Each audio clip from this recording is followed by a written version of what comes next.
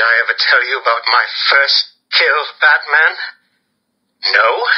As I am sure you are aware, my parents were dead and I was rich. So rich I could have anything I wanted, but of course, all I wanted was them back.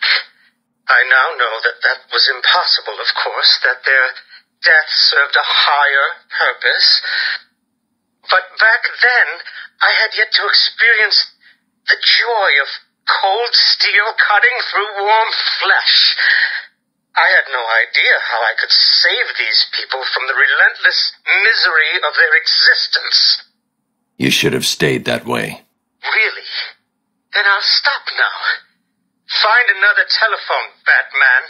Goodbye. You made it.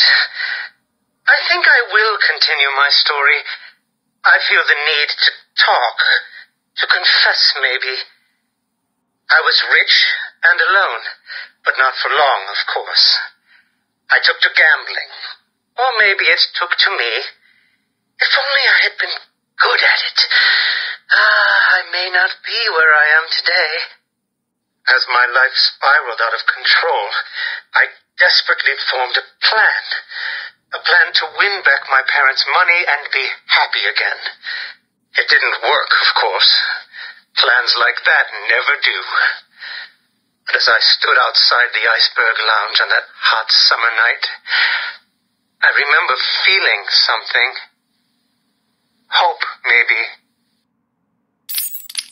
The Iceberg Lounge was crawling with the disgusting flesh of humanity. You could find anything there. If you had the money, of course. At the beginning, I seemed to be winning. The cards all went my way, and I found myself at the owner's table. For some reason, I thought I would win, that he would play fair. I looked around the table. I saw the people I was against. Card sharks, thugs, princes, and the disgusting midget who ran the place. One by one, they all lost or folded. The chips were piling up, and it was just him and me. They called him the Penguin, even back then. He had both eyes, of course. That little accident hadn't happened yet. And both of them were looking at me when I put down my cards. 6 of clubs. 6 of diamonds. He looked scared.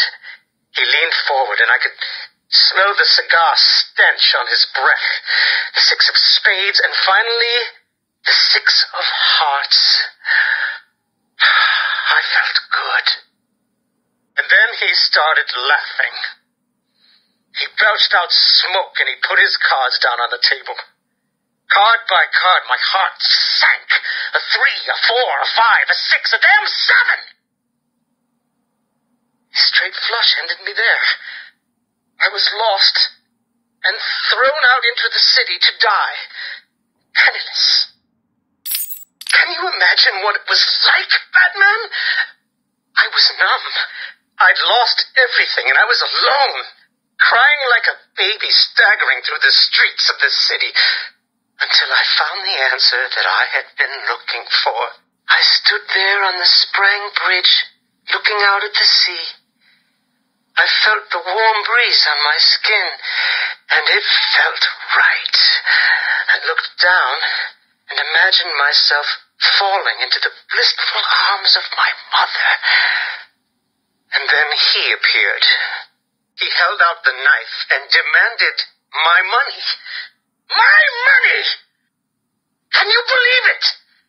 I looked into his cold, desperate eyes, and I saw something familiar. Something inevitable. I saw oblivion. I saw that we are all the same, stuck on a miserable loop that demands salvation. So I gave it to him.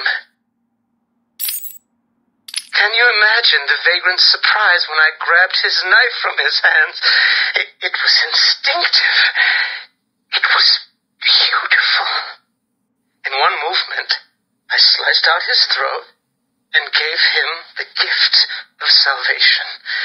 It happened so fast, but I felt every joyous sensation. The blood sprayed over my face, and I saw what little life was left in his eyes leave. But then it was over. I felt lost, like it had been meaningless, that no one would acknowledge my sacrifice. And then it happened. Without realizing what I was doing, I plunged the knife into my forearm and cut deep. It was incredible. I felt my body elevate to a higher place. It had become a temple.